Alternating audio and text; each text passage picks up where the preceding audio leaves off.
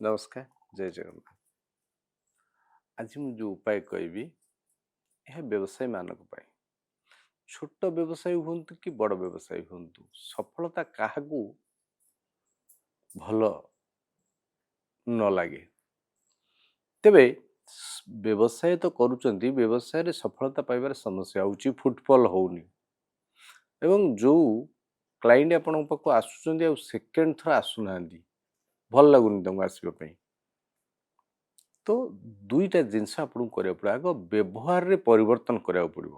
ତା ସହିତ ଆପଣ ଯଦି କୌଣସି ବ୍ୟବସାୟ କରିଛନ୍ତି, ତେବେ ସିଲଭର ଫ୍ରେମରେ ଆପଣ ଘରର ବା ବ୍ୟବସାୟ ପ୍ରତିଷ୍ଠାନର ଉତ୍ତର ଦିଗରେ ଏକ ଅଇନା ଲଗେଇ ଦିଅନ୍ତୁ।